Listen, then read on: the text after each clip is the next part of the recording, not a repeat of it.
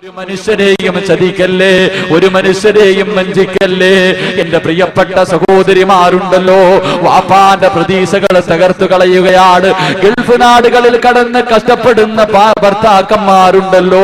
ഈ കടുവാ പള്ളിയിലുള്ള എത്രയോ പാവപ്പെട്ടവർ ഗൾഫ് നാടിൽ കടന്ന് കാളകളെ പോലെ ഉറങ്ങാൻ സമയമില്ല, ഭക്ഷണം കഴിക്കാൻ സമയമില്ല, അറബികളുടെ അടിമകളെ പോലെ ജോലി ചെയ്യുകയാ. അവിടെ കിടന്ന് കഷ്ടപ്പെട്ടിട്ട് പണമുണ്ടാക്കി കൊടുക്കുമ്പോൾ ശംഖുമുഖം കടപ്പുറത്തിലും അതുപോലെ തിരുവനന്തപുരത്ത് കോവളത്തിലും പാപനാശത്തിലും തന്റെ കാമുകനെയും കൊണ്ട് വരദയും ധരിച്ചുകൊണ്ട് ഹെലിമറ്റും ഇട്ടുകൊണ്ട് കറങ്ങുന്ന പെങ്ങളെ, എന്റെ പ്രിയപ്പെട്ട പെങ്ങന്മാരുണ്ടല്ലോ, ഭർത്താവ് കിടക്കണ്ട കിടപ്പറയിലേക്ക് അമുസ്ലിമായ ഓട്ടോകാരനെയും ഏതെങ്കിലും ഒരുത്തരെ കിട്ടിയാൽ അവനെ വിളിച്ചുകൊണ്ട് വീടിനകത്തേക്ക് കയറുമ്പോൾ, ഭർത്താക്കന്മാരെ ചതിക്കുമ്പോൾ, എന്റെ പ്രിയപ്പെട്ട ചെറുപ്പക്കാരുണ്ടല്ലോ, റോഡിന്റെ ഓരത്ത് ചിരിക്കുന്ന തൊലിവിളപ്പുള്ള പെണ്ണിനെ കാണുമ്പോൾ ദുനിയാവും ആഖിറവും വലിച്ചെറിയുമല്ലേ, അവന്റെ ഈമാന് കുഴിച്ചു മൂടുകയല്ലേ. എന്റെ പ്രിയപ്പെട്ട ചെറുപ്പക്കാരോട് പറയുകയാ, എത്ര വലിയ സുന്ദരി വിളിച്ചാലും, എത്ര വലിയ പണക്കാരി വിളിച്ചാലും, എത്ര വലിയ കുടുംബത്തിൽ പിറന്നവളാണെങ്കിലും പൊന്നുമോരോ ഒരു പെണ്ണിന്റെ ചതിയിൽ വീണു പോകല്ലേ. നിന്റെ വീട്ടിൽ നിനക്ക് വേണ്ടി ദുആ ചെയ്തിട്ട് കാത്തിരിക്കുന്ന നിന്റെ ഭാര്യയുണ്ടല്ലോ, ആ പെണ്ണിനെ നീ മറക്കല്ലേ മോനെ. ഗൾഫ് നാടുകളിൽ കടന്നു നിനക്കും നിന്റെ മക്കൾക്കും വേണ്ടി രാപ്പകലുകൾ രക്തം വെള്ളമാക്കിയിട്ട് കഷ്ടപ്പെടുന്ന നിന്റെ പ്രിയതമനെ മറക്കല്ലേ മോള്. അവൻ 1 വർഷമായാലും 2 വർഷമായാലും നിന്റെ ആഗ്രഹങ്ങൾ സാധിച്ചു തരാൻ കഴിയുന്നില്ലെങ്കിലും, പക്ഷേ മോളെ എന്നെങ്കിലും അവൻ വരും മോളെ, എന്നെങ്കിലും വരും മോളെ. അവസരം കിട്ടുമ്പോൾ ആരും അറിയില്ലെന്ന് പറഞ്ഞിട്ട്, ആരും കാണില്ലെന്ന് പറഞ്ഞിട്ട് നിന്നെ പലരും പല മോഹവാഗ്ദാനങ്ങൾ തരുമ്പോൾ ചതിക്കുഴിയിലേക്ക് വീണു പോകല്ലേ സഹോദരാ. ഏതെങ്കിലും കടുവാ പള്ളിയിലുള്ളവര് സുന്ദരി പെണ്ണ് വിളിക്കുമ്പോൾ, എനിക്ക് നിന്നെ വേണ്ടടി, എനിക്ക് നിന്നെ വേണ്ടടി, എനിക്ക് അല്ലാഹുവിന്റെ സ്വർഗം മതിയടി എന്ന് പറഞ്ഞാൽ നിനക്ക് കിട്ടുന്ന പ്രതിഫലം എന്താണെന്നറിയുമോ? നിങ്ങൾക്ക് കിട്ടുന്ന പ്രതിഫലം എന്താണെന്നറിയുമോ? അതാ ഒരു ചെറുപ്പക്കാരൻ കമ്പോളത്തിലൂടെ നടന്നു പോവുകയാണ്. ഒരു ചെറുപ്പക്കാരൻ കമ്പോളത്തിലൂടെ നടന്നു പോവുകയാ. യാഫി എന്ന ചെറുപ്പക്കാരനുണ്ടല്ലോ, യാഫി റഹ്മത്തുള്ളാഹി കമ്പോളത്തിലൂടെ നടന്നു പോകുമ്പോൾ തന്റെ ശരീരത്തിൽ നിന്ന് സുഗന്ധമടിച്ചു വീശുകയാണ്. എല്ലാവരും ചോദിക്കുന്നു, യാഫിയേ എവിടെന്നാടായി സുഗന്ധം, എവിടെന്നാടായി സുഗന്ധം? യാഫിക പറയുകയാ, എന്റെ ശരീരത്ത് സുഗന്ധം തേച്ചിട്ടില്ല. അവസാനം യാഫി എന്ന ചെറുപ്പക്കാരൻ തന്റെ വീടിനകത്ത് വന്നിരിക്കുമ്പോൾ ഒരു മഹാനായ മനുഷ്യൻ കടന്നു വരികയാ. യാഫി റഹ്മത്തുള്ളാഹിയോട് ചോദിക്കുന്നു, മോനെ എവിടെന്നാടായി സുഗന്ധം, എവിടെ നിന്നാടായി സുഗന്ധം? സഹിക്കാൻ കഴിയുന്നില്ല മോനെ. യാഫി എന്ന ചെറുപ്പക്കാരനോട് ചോദിക്കുമ്പോൾ പൊട്ടിക്കരഞ്ഞുകൊണ്ട് തന്റെ മുഖത്തേക്ക് കൈയെടുത്തടച്ചു വെച്ചിട്ട് യാഫി എന്ന ചെറുപ്പക്കാരനൊരു കഥ പറഞ്ഞു കൊടുക്കുകയാ. നാളുകൾക്ക് മുമ്പുണ്ടല്ലോ, ഈ രാജ്യത്തെ രാജാവിന്റെ മകളുണ്ടല്ലോ, തോഴിമാരെ എന്റെ വീട്ടിലേക്ക് പറഞ്ഞു വിടുകയാ, കൊട്ടാരത്തിലേക്ക് എന്നെ വിളിക്കുകയാ. കൊട്ടാരത്തിലേക്ക് ഞാൻ കടന്നു ചെന്നപ്പോൾ തോഴിമാർ ഓരോ കവാടങ്ങളും അടയ്ക്കുകയാ. അവസാനമതാ രാജാവിന്റെ കൊട്ടാരത്തിന്റെ പുന്നമകളുടെ മണിയറയ്ക്കകത്തേക്ക് കടന്നു ചെല്ലുമ്പോൾ രാജാവിന്റെ സുന്ദരിയായ മകളുണ്ടല്ലോ, ആ നാട്ടിലെ ഏറ്റവും വലിയ സൗന്ദര്യമുള്ള പെണ്ണുണ്ടല്ലോ, ഏത് ചെറുപ്പക്കാരനും ആഗ്രഹിക്കുന്ന പെണ്ണുണ്ടല്ലോ, തന്റെ ശരീരത്തിന്റെ മാംസള ഭാഗങ്ങൾ വെളിയിൽ കാണുന്ന വസ്ത്രം ധരിച്ചുകൊണ്ട് തന്റെ മുന്നിലേക്ക് കടന്നു വരികയാ. എന്നിട്ട് തന്റെ ശരീരത്തേക്ക് കെട്ടിപ്പിടിക്കുകയാ. യാഫി എന്ന ചെറുപ്പക്കാരന് ചുംബനം കൊടുത്തിട്ട് പറയുന്നു, യാഫിയേ എനിക്ക് നിന്നെ വല്ലാത്ത മോഹമാടാ, എനിക്ക് നിന്നെ വല്ലാത്ത ഇഷ്ടമാടാ. ഒരു വട്ടമെങ്കിലും എന്റെ ആഗ്രഹമൊന്ന് സാധിച്ചതാടാ. ഇതിനകത്ത് കിടന്ന് എന്ത് കാണിച്ചാലും ഒരു മനുഷ്യനും അറിയില്ലടാ. എന്റെ ആഗ്രഹം സാധിച്ചു തരാറ് തന്റെ ശരീരം കാണിച്ചുകൊണ്ട് യാഫി എന്ന ചെറുപ്പക്കാരന്റെ മുന്നിൽ രാജാവിന്റെ പൊന്നുമകൾ കിടന്ന് കേഴുകയാ. എന്നിട്ട് ഒരുങ്ങടാ എന്ന് പറഞ്ഞ് വിലപിടിപ്പുള്ള വസ്ത്രമെടുത്ത് കൊടുത്തിട്ട് മണിയ മണിയറയുടെ വാതിലടച്ചിട്ടിറങ്ങി പോകുമ്പോ യാബി എന്ന ചെറുപ്പക്കാരനതാ സുജൂദിലേക്ക് വീഴുകയാണ്, പൊട്ടിക്കരയുകയാ, പടച്ചവരോട് പറയുകയാണ്, അല്ലാഹുവേ, രാജാവിന്റെ കൊട്ടാരത്തിന്റെ മണിയറയ്ക്കകത്താണ് റബ്ബേ, ഈ പെണ്ണിന്റെ ചതിയിൽ നിന്ന് കാക്കടേ റബ്ബേ. അല്ലാഹുവേ, എനിക്ക് നീ എന്റെ ശരീരത്തിന് സ്വർഗം ഹറാമാക്കല്ല റബ്ബേ. പൊട്ടിക്കരഞ്ഞുകൊണ്ട് മണിയറയ്ക്കകത്തിരുന്ന് കരയുമ്പോൾ എന്റെ മുന്നിലിരിക്കുന്ന ചെറുപ്പക്കാരാ, കടുവാപ്പള്ളിയുടെ ഹൈവേയുടെ സൈഡില് ഈ സ്കൂളിൽ പഠിക്കാൻ വരുന്ന ഏതെങ്കിലും ഒരു പെണ്ണുണ്ടല്ലോ, റോഡിന്റെ ഓരത്ത് നിന്നിട്ടൊന്ന് പുഞ്ചിരിക്കുമ്പോൾ അവളുടെ പുറകെ നടന്ന് ഫോൺ നമ്പർ വാങ്ങുകയല്ലേ, രാത്രികൾ മുഴുവനും പകലാകുകയല്ലേ, ഗൾഫുകാരന്റെ ഭാര്യമാരെ വലയ്ക്കുകയല്ലേ, കഷ്ടപ്പെട്ടിട്ട് അവസാനം അതാരും അറിയാതെ വീടിന്റെ മതിൽ ചാടിയിട്ട് അകത്ത് പോയിട്ട് കാര്യം നടത്തിയിട്ട് ഇറങ്ങി വരുമ്പോ എന്റെ പ്രിയപ്പെട്ട ചെറുപ്പക്കാരന്റെ മനസ്സിലൊരു തോന്നലുണ്ട്, എന്നെ ആരും കണ്ടില്ലല്ലോ, എന്നെ ആരും അറിഞ്ഞില്ലല്ലോ. പക്ഷേ ചെറുപ്പക്കാരാ, പല നാൾ കള്ളൻ ഒരു നാൾ പിടിക്കപ്പെടും മോരെ, പല നാൾ കള്ളൻ ഒരു നാൾ പിടിക്കപ്പെടുമടാ. അന്ന് നിന്റെ കുടുംബത്തിന്റെ അഭിമാനം കുടിച്ചു മൂടുകയാടാ, നിന്റെ ഈമാൻ പോവുകയാടാ, നിന്റെ ദുനിയാവും ആഖിറവും നഷ്ടപ്പെടുമാ. എന്റെ പ്രിയപ്പെട്ട സഹോദരിമാരോട് പറയുകയാ, കാമുകനെ വിളിച്ചിട്ട് കിടപ്പറ തുറന്നു കൊടുക്കുമ്പോൾ ആ കിടപ്പിൽ കിടന്നെങ്കാടും എന്റെ പൊന്നു പെങ്ങളെ, ആ കിടപ്പിലാ നിന്റെ മുന്നിലേക്ക് മലക്കുൽ മൗത്ത് അസ്റായീൽ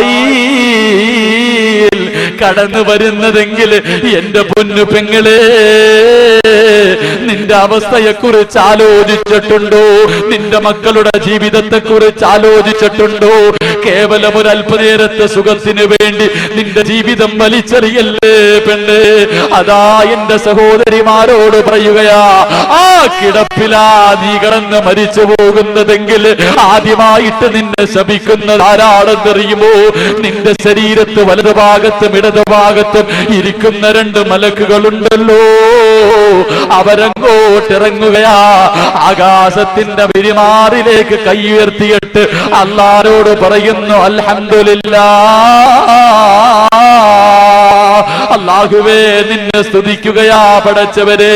ഇവളൊന്ന് ചത്തുപോയല്ലോ, ഇവനൊന്ന് മരിച്ചുപോയല്ലോ. എത്രയോ വ്യഭിചാരശാലകളില്, എത്രയോ സിനിമാ തിയേറ്ററിന്റെ ഉള്ളറകളില്, എത്രയോ ബീച്ചുകളില് അന്യ പെണ്ണിന്റെ കൂടെ സാക്ഷിയാക്കിയവരാ പടച്ചവരെ. ഇവരോട് കരുണ കാണിക്കല്ല റബ്ബേ, ഇവന് സ്വർഗം കൊടുക്കല്ലേ എന്ന് മലക്കുകൾ പോലും നിനക്കെതിരെ ദുആ ചെയ്യുമെങ്കിൽ നിന്നെ പോലെ ഒരു ചെറുപ്പക്കാരനുണ്ടല്ലോ, മണിയറയ്ക്കകത്ത് കിടന്നിട്ട് പൊട്ടിക്കരയുകയാ. യാഫി എന്ന ചെറുപ്പക്കാരൻ ചാടിയെഴുന്നേക്കുകയാ, സുജൂദിൽ നിന്ന് ചാടിയെഴുന്നേക്കുകയാണ്. എന്റെ ശരീരമാണല്ലോ ഈ പെണ്ണ് ആഗ്രഹിക്കുന്നത്, അവിടെ ഇരുന്ന് വിസർജനം നടത്തുകയാണ്, അവിടെ ഇരുന്ന് വിസർജനം നടത്തുകയാ. വിസർജനം വാരി തന്റെ ശരീരത്തേക്ക് തേച്ചിട്ട് നിൽക്കുമ്പോൾ രാജാവിന്റെ പൊന്നുമോളുണ്ടല്ലോ, മണിയറവാതിൽ തുറന്നകത്തേക്ക് കടന്നു വരുമ്പോൾ യാഫി എന്ന ചെറുപ്പക്കാരന്റെ കോലം കണ്ടിട്ട് ആ പെണ്ണ് ചോദിക്കുന്നു, എടാ യാഫിയേ, എന്തിനാടാ ഇങ്ങനെ ചെയ്തത്?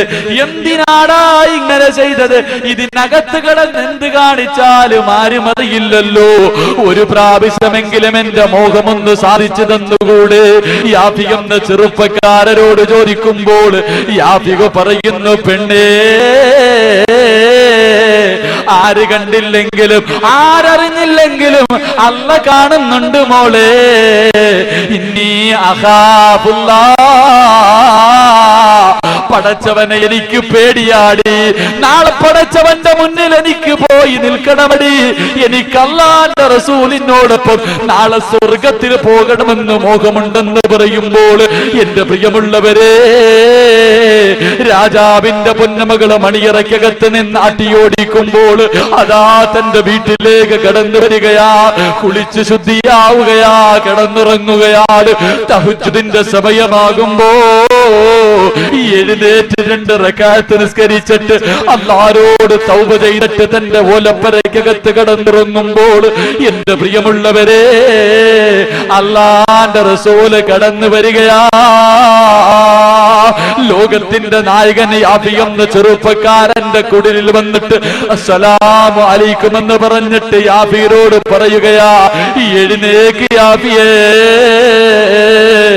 നാളെ സ്വർഗത്തിൽ എന്റെ കൂടെ കിടക്കണമെന്ന് പറഞ്ഞിട്ട് ഒരു സുന്ദരിയായ പെണ്ണുണ്ടല്ലോ, ആരും അറിയാതെ നിന്നെ വിളിച്ചപ്പോൾ വലിച്ചെറിഞ്ഞവനാണടാ നീ, എഴുന്നേക്കടാ എന്ന് പറഞ്ഞിട്ട് യാഫി എന്ന ചെറുപ്പക്കാരനെ കെട്ടിപ്പിടിച്ചൊരു ചുടുചുംബനം കൊടുത്തപ്പോൾ ചരിത്രം പറയുകയാ, തന്റെ ശരീരത്ത് നിന്ന് മരിക്കുവോളം സുഗന്ധമടിച്ചു വീശി എന്ന ചരിത്രം പഠിപ്പിക്കുമ്പോൾ എന്റെ പ്രിയപ്പെട്ട ചെറുപ്പക്കാരാ, ഒരു പെണ്ണിന്റെ തൊലിയുടെ വെളുപ്പിന്റെ മുന്നിൽ നിന്റെ ഈമാന് കുടിച്ചു മൂടല്ലേ. എന്റെ പ്രിയപ്പെട്ട പെങ്ങളെ, നിന്റെ ഭർത്താവിനെ വഞ്ചിക്കല്ലേ, നിന്റെ മാതാപിതാക്കളെ വഞ്ചിക്കല്ലേ, നിന്റെ സ്വർഗം നീ വലിച്ചെറിയല്ലേ. ഒരു ദിവസം കടുവാപ്പള്ളിയിൽ നിന്റെ വീട്ടിൽ കടന്നുറങ്ങുമ്പോ നിന്റെ വീട്ടിലേക്ക് കടന്നു വരും മോളെ, അല്ലാഹുവിന്റെ റസൂല് കടന്നു വരുമെന്ന് ചരിത്രം പഠിപ്പിക്കുമ്പോൾ എന്റെ പ്രിയമുള്ളവരെ, അല്ലാഹുവിന്റെ പ്രവാചകൻ റബിയ റളിയല്ലാഹു തആല അൻഹുവിന് കൊടുക്കുന്ന 3ാമത്തെ ഉപദേശം എന്താ? റബിയ, ആരെയും ചതിക്കല്ലേ റബിയ, വിശ്വാസ വഞ്ചന കാണിക്കല്ലേ റബിയ. അല്ലാഹുവിന്റെ പ്രവാചകൻ സല്ലല്ലാഹു അലൈഹി വസല്ലമ തങ്ങൾ റബിയ റളിയല്ലാഹു തആല അൻഹുവിന് കൊടുത്ത 3ാമത്തെ ഉപദേശം, ഒരു മനുഷ്യനെയും ചതിക്കാൻ പാടില്ല. അല്ലാഹു സുബ്ഹാനഹു വ തആല ആരെയും ചതിക്കാതിരിക്കാനുള്ള ഭാഗ്യം നൽകി അനുഗ്രഹിക്കുമാറാകട്ടെ. അല്ലാഹു ഭാഗ്യം നൽകി അനുഗ്രഹിക്കുമാറാകട്ടെ. അതുകൊണ്ട് എന്റെ പ്രിയമുള്ള സഹോദരങ്ങളെ, അല്ലാഹുവിന്റെ പ്രവാചകൻ സല്ലല്ലാഹു അലൈഹി വസല്ലമ തങ്ങൾ റബിയാന് കൊടുത്ത 4ാമത്തെ ഉപദേശം, ഒരു ഉപദേശം കൂടെ പറഞ്ഞിട്ട് ദുആ ചെയ്ത് വരിക. എന്റെ പ്രിയമുള്ള സഹോദരങ്ങളെ, റബിയ റളിയല്ലാഹു തആല അൻഹുവിന് അല്ലാഹുവിന്റെ പ്രവാചകൻ കൊടുത്ത 4ാമത്തെ ഉപദേശം, 4ാമത്തെ ഉപദേശം അല്ലാഹുവിന്റെ റസൂൽ സല്ലല്ലാഹു അലൈഹി വസല്ലമ തങ്ങൾ പറയുന്നു, വഉല്ലു അബ്സാറകും, വഉല്ലു അബ്സാറകും മേ റബിയ, നിന്റെ കണ്ണിനെ സൂക്ഷിക്കണമെന്ന് ശഫീഖുനാ റസൂലുള്ളാഹി സ്വല്ലല്ലാഹു അലൈഹി വസല്ലം. കണ്ണിനെ സൂക്ഷിക്കണം. ഇന്ന് പിന്നെ അതിനെ കൊണ്ട് പറ്റത്തില്ലല്ലോ. റോഡിൽ ഇറങ്ങിക്കഴിഞ്ഞാൽ താത്താമാർ ഇറങ്ങി വരുന്ന കണ്ടാ പിന്നെ നോക്കിപ്പോകും. ഇന്നത്തെ താത്താമാരുടെ വസ്ത്രധാരണ കണ്ടു കഴിഞ്ഞാൽ ഇത് പിന്നെ ആരും നോക്കിപ്പോ. പണ്ടൊക്കെ പെണ്ണുങ്ങള് സാധാമാരിയിരിക്കുന്നു, പണ്ടുള്ള പെണ്ണുങ്ങള് ചുരിദാർ ഇട്ടുകൊണ്ട് നടക്കണം. ഇപ്പൊ തോന്നുന്നത് പെണ്ണുങ്ങൾ ചുരിദാർ ഇട്ടുകൊണ്ട് നടക്കുന്നതാ നല്ലതെന്ന്. കാരണം എന്താ? ഇന്നിട്ടിരിക്കുന്ന ഫർദ ഇട്ടുകൊണ്ട് പെണ്ണിന് മാത്രമേ എല്ലാവരും നോക്കുള്ളൂ. കാരണം അങ്ങനെയുള്ള ഫർദയെ ധരിച്ചിരിക്കണം. എല്ലാവരെയും ഞാൻ വിമർശിക്കുന്നില്ല. ഒരു വിഭാഗം പെണ്ണുങ്ങൾ ഇന്ന് അവര് ചുരിദാർ ഇടുന്നതിനേക്കാളും നല്ല ഫർദ ഇട്ടുകൊണ്ട് നടക്കുമ്പോ ഇറങ്ങിയ ഫർദ. പിന്നെ ഇങ്ങനെ റോഡിലൂടെ നടന്നു പോകുമ്പോൾ ഒരു ബസ് ഇങ്ങനെ സ്പീഡിൽ പൊക്കഴിഞ്ഞാൽ ടിപ്പറിന്റെ ബാക്ക് സൈഡ് പൊങ്ങണ പോലെ 4 സൈഡും കീറിയിട്ടിരിക്കുക. മൊത്തം സൈഡ് മൊത്തം കീറിയിട്ടിരിക്കുക. പിന്നെ കൂടെ താത്താടെ മോള് പോകും. അവളുടെ കാര്യം പിന്നെ പറയണ്ട. അവള് പിന്നെ ഫർദയൊന്നും ഇടാൻ സമയമില്ല, വലയായിട്ടിരിക്കണം. മണലരിക്കണം വല, അതിങ്ങനെ ഇട്ടിരിക്കുക. 2015 ആകുമ്പോഴത്തേക്ക് മൊത്തവും വലയാവും. അപ്പൊ പിന്നെ ആ കാലത്ത് ജീവിക്കണമെങ്കിൽ നല്ല ഈമാനൊക്കെ വേണം. ഇപ്പോഴേ ദുആ ചെയ്യാൻ തുടങ്ങണം. അല്ലാഹു ഈമാൻ നൽകി അനുഗ്രഹിക്കുമാറാകട്ടെ. എന്റെ പ്രിയപ്പെട്ട സഹോദരിമാർ, വസ്ത്രധാരണങ്ങളൊക്കെ വളരെ മോശം. ഒന്ന് മാറുക. എന്റെ പ്രിയപ്പെട്ട സഹോദരിമാരോട് ചോദിക്കുക, നിങ്ങളൊക്കെ വസ്ത്രം വാങ്ങാൻ പോകുമ്പോൾ കടയിൽ പോയിട്ട് പ്രായപൂർത്തിയായ മകൾക്ക് വസ്ത്രം വാങ്ങിച്ചു കൊടുക്കുമ്പോൾ അവൾ അത് ധരിക്കുമ്പോൾ സ്വന്തം മകളുടെ ശരീരത്തേക്ക് ഒന്ന് നോക്കണം. എന്നിട്ട് നിങ്ങൾ ആലോചിക്കേണ്ട ഒരു ചോദ്യമുണ്ട്. എന്താണെന്നറിയോ? നിങ്ങളുടെ വാപ്പ ഇതുപോലുള്ള വസ്ത്രം വാങ്ങിച്ച് തന്നിട്ടുണ്ടോ ഇല്ലയോ എന്ന് ചിന്തിക്കണം. നിങ്ങൾ പർദ്ദയിട്ട താത്ത തന്റെ സ്വന്തം മകള് ശരീരം വെളിയിൽ കാണുന്ന വസ്ത്രം ധരിച്ച് നിൽക്കുമ്പോ അവളുടെ ശരീരത്തെ നോക്കിയിട്ട് സ്വന്തം ഒന്ന് ചിന്തിക്കണം, എന്റെ വാപ്പായും ഉമ്മായും എനിക്ക് ഇതുപോലുള്ള വസ്ത്രം വാങ്ങിച്ചു തന്നു. അങ്ങനെ വാങ്ങിച്ചു തന്നിട്ടുണ്ടെങ്കിൽ കൊടുത്തു, ഇല്ലെങ്കിൽ നീ അത് മാറ്റാൻ തയ്യാറാകണം. അല്ലാഹു ഈമാൻ കൊടുത്ത് അനുഗ്രഹിക്കുമാറാകട്ടെ. സഹോദരിമാരെ മാത്രം വിമർശിക്കല്ല, ചെറുപ്പക്കാരെ അതിനെക്കാളും കഷ്ടം. ചെറുപ്പക്കാരുടെ പുറകിൽ നിന്ന്, ചില ചെറുപ്പക്കാരുടെ പുറകിൽ നിന്ന് നിസ്കരിക്കാൻ പറ്റത്തില്ല. കാരണം എന്താ? ഇവൻ സുജൂദിൽ പോകുമ്പോഴും അത്തഹിയ്യാത്തിൽ ഇരിക്കുമ്പോ അകത്തിട്ടിരിക്കുന്നതിന്റെ പേര് വരെ പുറകെ ഇരിക്കുന്നവന് വായിക്കാം. 5ാം ക്ലാസ്സിൽ ഇട്ടിട്ടുള്ള ഒരു ഉടുപ്പ് എടുത്തിട്ടിട്ട് ഇവൻ വന്ന് അള്ളാഹ് അവന്റെ ഫ്രണ്ടിൽ നിന്ന് പിന്നെ നിസ്കരിക്കാൻ പറ്റത്തില്ല. ബൈക്കിന്റെ പുറകിലൊക്കെ ഇരുന്ന് പോകുമ്പോൾ നമുക്ക് കാണാം അവന്റെ കമ്പനി ഏതാണ്. അങ്ങനെയുള്ള വസ്ത്രങ്ങൾ എന്തിനാ മക്കളെ? ഇതൊക്കെ ധരിച്ചിട്ട് നിങ്ങൾക്ക് എന്ത് കിട്ടാനാ? നിന്റെ തലയിൽ എഴുതിയത് പോലെ നടക്കും. നിനക്ക് ഏതെങ്കിലും ഒരു പെണ്ണ്, ഇവൻ ഇതൊക്കെ ഇട്ടിട്ട് ചില ചെറുപ്പക്കാർ ഇങ്ങനെ കഴുത്തിലും കയ്യിലൊക്കെ ഇതിട്ട് നടക്കുമ്പോൾ പെണ്ണുങ്ങളെ വളയ്ക്കാൻ വേണ്ടിയാണ് നടക്കുന്നത്. ഇവൻ ഇങ്ങനെയൊക്കെ നടന്നാലും ഇവൻ അള്ളാഹ് ഒരെണ്ണം സൃഷ്ടിച്ചിട്ടുണ്ടല്ലോ, അതല്ലേ കിട്ടും, അതല്ലാതെ വേറെ എന്തെങ്കിലും കിട്ടും? എന്റെ പ്രിയപ്പെട്ട ചെറുപ്പക്കാർ കാര്യം മനസ്സിലാക്കും. അപ്പൊ അള്ളാന്റെ റസൂല് പറഞ്ഞു കണ്ണിനെ സൂക്ഷിക്കണം. യാദർശികമായിട്ട് എതിരെ ഒരു പെണ്ണ് നടന്നു വരുമ്പോ ആരായാലും നോക്കി പോകും. ഒരു വട്ടം നോക്കാം. ജസ്റ്റ് ഒരു പെണ്ണ് നടന്നു വരുന്നു, ഒന്ന് നോക്കി, അറിയാതെ കണ്ടു, ഉടനെ കണ്ണ് താഴ്ത്തണം. ഒരു പ്രാവശ്യം നോക്കാമല്ലോ എന്ന് പറഞ്ഞിട്ട് ഒരു 1.5 നോട്ടം നോക്കരുത്. അങ്ങനെ ഉണ്ടല്ലോ, ഒരു വട്ടം നോക്കൽ അനുവദനീയമാണ്. അപ്പോൾ ഒന്ന് നല്ല ഇങ്ങനെ പാസ് ചെയ്ത് പോണത് വരെ നോക്കാൻ പാടില്ല. എന്റെ പ്രിയമുള്ളവരെ, അള്ളാഹുവിന്റെ പ്രവാചകൻ പറയുന്നു കണ്ണിനെ സൂക്ഷിക്കണം. മഹാനായ അഷ്റഫുൽ ഖൽഖ് നബിയുനാ റസൂലുള്ളാഹി സ്വല്ലല്ലാഹു അലൈഹി വസല്ലമ തങ്ങൾ പറഞ്ഞു 3 കണ്ണുകൾ ആ കണ്ണിന്റെ ഉടമയ്ക്ക് നരകം ഹറാമാണെന്ന് ശഫീഉനാ റസൂലുള്ളാഹി സ്വല്ലല്ലാഹു അലൈഹി വസല്ലം. അള്ളാഹുവിന്റെ റസൂൽ സ്വല്ലല്ലാഹു അലൈഹി വസല്ലം 3 കണ്ണുകൾ. ഒന്നാമത്തെ കണ്ണ്, ഹറാമിനെ തൊട്ട് കണ്ണിനെ സൂക്ഷിക്കുന്നവന് നരകം ഹറാമാണെന്ന് ശഫീഉനാ റസൂലുള്ളാഹി സ്വല്ലല്ലാഹു അലൈഹി വസല്ലം. രണ്ടാമതായിട്ട് അള്ളാഹുവിന്റെ പ്രവാചകൻ പറയുന്നു ഉറക്കമൊഴിഞ്ഞ കണ്ണുകൾ. ഹദീസിന്റെ കിതാബുകളിൽ അത് യുദ്ധം നടക്കുന്ന വേളയിൽ ഉറക്കമൊഴിച്ചവരാണെന്ന് മറ്റു ചില പണ്ഡിതന്മാർ പറയുന്നു. തഹജ്ജുദ് നിസ്കാരം ആ നിസ്കാരത്തിന് വേണ്ടി ഉണരുന്നവരാണ്. അല്ലാഹു സുബ്ഹാനഹു വ തആല തഹജ്ജുദ് നിസ്കരിക്കാനുള്ള ഭാഗ്യം നൽകി അനുഗ്രഹിക്കുമാറാകട്ടെ. ഈ കണ്ണുകൾ. മൂന്നാമതായിട്ട് അള്ളാഹുവിന്റെ പ്രവാചകൻ പറയുന്നു, എന്റെ പ്രിയമുള്ള സഹോദരങ്ങളെ, ഏതെങ്കിലും ഒരു സമയത്ത് കടുവാപ്പള്ളിയുടെ ഓരത്ത് വന്നിരുന്ന് പള്ളിക്കകത്തിരുന്നിട്ട് അള്ളാഹുവേ നരകം, അള്ളാഹുവേ പരലോകം, അള്ളാഹുവേ ഖബർ, ഇതൊക്കെ എന്നെ കൊണ്ട് സഹിക്കാൻ കഴിയില്ലല്ലോ, അതാ നരകത്തിന്റെ തീയിൽ എന്നെ വലിച്ചെറിയുമ്പോ ഞാൻ എങ്ങനെ സഹിക്കുമെന്ന് ഓർത്തിട്ട് നിന്റെ കണ്ണിൽ നിന്ന് ഒരു തുള്ളി കണ്ണുനീർ ഈ ഭൂമിയിലേക്ക് വീണാൽ നിന്റെ ശരീരത്തിന് നരകം ഹറാമാണെന്ന് ശഫീഉനാ റസൂലുള്ളാഹി സ്വല്ലല്ലാഹു അലൈഹി വസല്ലം. എന്റെ പ്രിയപ്പെട്ട സഹോദരങ്ങളോട് അല്ലാഹുവിന്റെ പ്രവാചകൻ പറയുന്നു, സഹാബാക്കൾ മുഴുവനും ആദം നബി അലൈഹിസ്സലാം മുതൽ സർവ്വ പ്രവാചകന്മാരും പൊട്ടിക്കരഞ്ഞത് ഈ ദിവസത്തെ കുറിച്ചല്ലേ, ഇതിനെ കുറിച്ചല്ലേ? എന്റെ പ്രിയമുള്ളവരെ, മഹാനായ ഇബ്നു ഹജർ തങ്ങളുണ്ടല്ലോ തന്റെ ശിഷ്യന്മാരോട് ഒരു ചരിത്രം പറഞ്ഞു കൊടുക്കുകയാണ്. ഇബ്നു ഹജർ തങ്ങൾ അതാ ഒരു സംഭവം പറഞ്ഞു കൊടുക്കുന്നു. അല്ലാഹുവിന്റെ പ്രവാചകൻ സല്ലല്ലാഹു അലൈഹി വസല്ലമ തങ്ങൾ അതാ ഒരു ദിവസം അല്ലാഹുവിന്റെ പ്രവാചകന്റെ മുന്നിലേക്ക് ജിബ്രീൽ കടന്നു വരികയാണ്. അല്ലാഹുവിന്റെ റസൂൽ അതാ കരഞ്ഞുകൊണ്ടിരിക്കുന്നു. ജിബ്രീൽ അലൈഹിസ്സലാം മസ്ജിദ് നബവി ഉണ്ടല്ലോ, കഅബാലയത്തിന്റെ കില്ല പിടിച്ചിട്ട് പാതിരാത്രിയിൽ നിന്ന് കരയുകയാണ്. അല്ലാഹുവിന്റെ റസൂൽ ഉറക്കത്തിൽ നിന്ന് എഴുന്നേറ്റ് നോക്കുമ്പോൾ ആരോ കരയുന്ന ശബ്ദം കേൾക്കുന്നു. അല്ലാഹുവിന്റെ പ്രവാചകൻ എഴുന്നേറ്റ് നോക്കുമ്പോൾ പാതിരാത്രിയിൽ കഅബാലയത്തിന്റെ കില്ല പിടിച്ചിട്ട് മഹാനായ ജിബ്രീൽ അലൈഹിസ്സലാം കരഞ്ഞുകൊണ്ടിരിക്കുകയാണ്. അല്ലാഹുവിന്റെ റസൂൽ ചോദിച്ചു, ജിബ്രീലേ, എന്തിനാ നീ കരയുന്നത്? ആ അവസരത്തിൽ അല്ലാഹുവിന്റെ റസൂലിനോട് ജിബ്രീൽ പറയുന്നു, യാ റസൂലല്ലാഹ്, അല്ലാഹുവിന്റെ നരകത്തെ കുറിച്ച് ഓർത്തിട്ട് കരഞ്ഞതാ നബിയേ, അള്ളാന്റെ ശിക്ഷയെ കുറിച്ച് ഓർത്തിട്ട് കരഞ്ഞതാ നബിയേ, നാളെ പരലോകത്ത് നിൽക്കുന്നതിനെ കുറിച്ച് ഓർത്തിട്ട് കരഞ്ഞതാ നബിയേ. അല്ലാഹുവിന്റെ പ്രവാചകനോട് ജിബ്രീൽ പറയുന്നു, യാ റസൂലല്ലാഹ്, അതാ ഞാൻ പടച്ചവന്റെ മുന്നിൽ നിൽക്കുമ്പോൾ നരകം കടന്ന് വിളിച്ചു പോവുകയാ, എനിക്ക് ദാഹിക്കുന്നു എന്ന് പറഞ്ഞുകൊണ്ട് ഖബർ കടന്ന് വിളിച്ചു പോകുമ്പോൾ അല്ലാഹുവിന്റെ റസൂൽ പറയുന്നു ജിബ്രീലിനോട്, പടച്ചവൻ പറഞ്ഞു, ജിബ്രീലേ, അതുകൊണ്ട് വന്നൊഴിച്ചു കൊടുക്ക് ജിബ്രീലേ, ജിബ്രീൽ അലൈഹിസ്സലാം നരകത്തിന്റെ മുകളിൽ വന്നിട്ടതാ നരകത്തിലേക്ക് കുറച്ച് വെള്ളം ഒഴിച്ചു കൊടുക്കുകയാ. ആ വെള്ളം അങ്ങോട്ട് ഖബറിൽ അതാ നരകത്തിലേക്ക് വീണപ്പോൾ നരകം അതാ മിണ്ടാതെ നിൽക്കുകയാ. അല്ലാഹുവിന്റെ റസൂൽ ജിബ്രീലിനോട് ചോദിച്ചു, ജിബ്രീലേ, എന്തേ നീ നരകത്തിൽ കൊണ്ടൊഴിച്ചത്?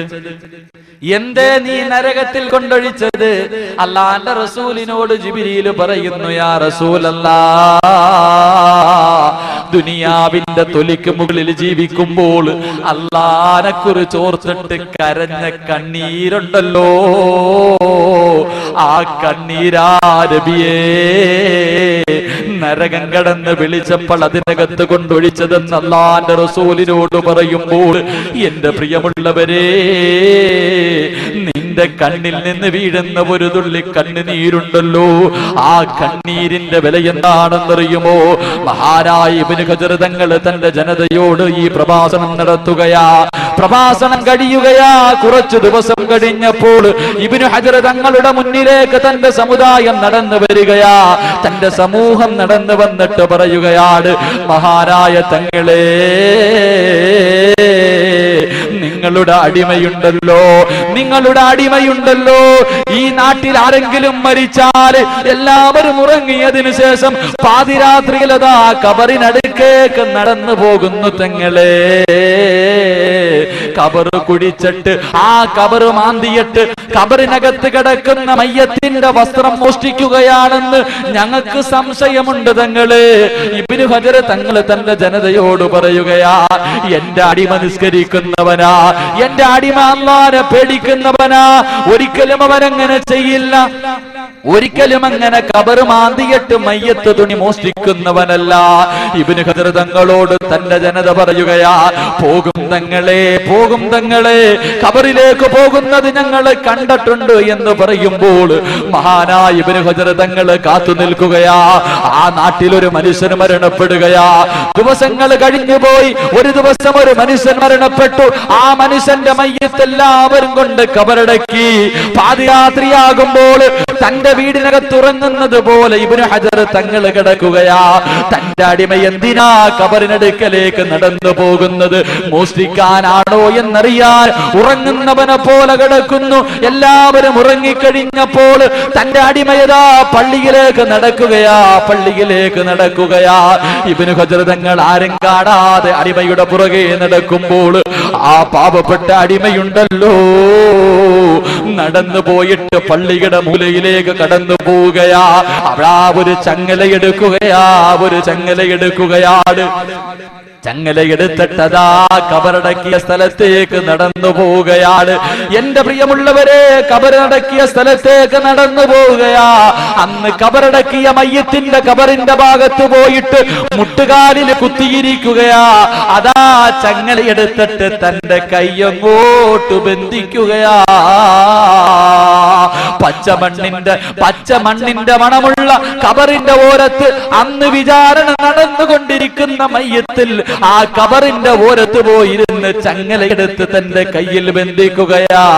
എന്നിട്ട് ആകാശത്തേക്ക് കൈ ഉയർത്തിയിട്ട് സർവാധിപതിയായ റബ്ബിനോട് പറയുന്നു, അല്ലാ, ഞാൻ നിന്റെ അടിമയാണല്ലാ, അതുപോലെ ഇബ്നു ഹജറിന്റെയും അടിമയാണല്ലാ. പടച്ചവരേ, നിനക്ക് നന്ദി കാണിക്കാൻ എനിക്ക് കഴിഞ്ഞിട്ടില്ല റബ്ബേ. എന്റെ നിസ്കാരങ്ങൾ ശരിയല്ല റബ്ബേ, എന്റെ ദിക്റുകൾ ശരിയല്ല റബ്ബേ, എന്റെ ഖുർആനോദൽ ശരിയല്ല റബ്ബേ, എല്ലാ ന്യൂനതകൾ കൊണ്ട് നിറച്ചതാണ് റബ്ബേ. അല്ലാഹുവേ, നിന്റെ നരകത്തിന്റെ തീ എനിക്ക് സഹിക്കാൻ കഴിയില്ല റബ്ബേ. നാളെ നിന്റെ മുന്നിലേക്ക് വരുമ്പോ എന്നെ വിളിച്ചു നിർത്തിയിട്ട് എന്തേ ഇത് ചെയ്തില്ല എന്ന് നീ എന്നോട് ചോദിക്കല്ല റബ്ബേ, എനിക്ക് സഹിക്കാൻ കഴിയില്ലെന്ന് പറഞ്ഞിട്ട് ആ കബറിന്റെ ഓരത്തിരുന്നിട്ട് പൊട്ടിക്കരയുകയാണ്. ഇബ്നു ഹജർ തങ്ങൾ പറയുന്നു, പടച്ച റബ്ബേ, നിന്നെ കുറിച്ച് ഓർത്ത് കരഞ്ഞു കഴിഞ്ഞാൽ, നിന്റെ അദാബിനെ കുറിച്ച് ഓർത്ത് കരഞ്ഞു കഴിഞ്ഞാൽ റബ്ബേ, നരകത്തിന് ഹറാമാണല്ല എന്റെ ശരീരം എന്ന് പറഞ്ഞുകൊണ്ട് തന്റെ കബറിന്റെ മുന്നിലിരുന്നിട്ട് കരയുമ്പോൾ ഇബ്നു ഹജർ തങ്ങൾ പതുങ്ങിയിരുന്നിട്ട് നോക്കുകയാണ്. എന്താ തന്റെ അടിമ ചെയ്യുന്നത്? എന്താണ് തന്റെ അടിമ ചെയ്യുന്നത്? അവിടുന്ന് നോക്കുമ്പോ അല്ലാഹുവിന്റെ ഖുർആനിന്റെ ഒരു ആയത്തോതുകയാണ്. പരിശുദ്ധ ഖുർആനിന്റെ ഒരു ആയത്തോതുകയാണ്. ഇന്നാ ലദൈനാ അൻകാലം വജഹീമാ. ഇബ്നു ഹജർ തങ്ങളുടെ അടിമയുണ്ടല്ലോ, കബറിനടുക്കലിരുന്നിട്ട് ഖുർആനിന്റെ ആയത്തോതുകയാ. ഇന്നാ ലദൈനാ അൻകാലം വജഹീമാ. പടച്ചവനെ, നാളെ നിന്റെ തീക്കുണ്ടാരത്തിലേക്ക് ചങ്ങല ചങ്ങലയിൽ കെട്ടിയിട്ട് മനുഷ്യനെ കൊണ്ടുവരുമല്ലോ, അതെന്നെ സഹിക്കാൻ കഴിയില്ലെന്ന് ഓർത്തുകൊണ്ട് ഇബ്നു ഹജർ തങ്ങളുടെ അടിമയിരുന്നിട്ട് കരഞ്ഞുകൊണ്ടിരിക്കുമ്പോൾ മഹാനായ ഇബ്നു ഹജർ തങ്ങളുണ്ടല്ലോ തന്റെ അടിമയുടെ മുന്നിലേക്ക് കടന്നു വരികയാ.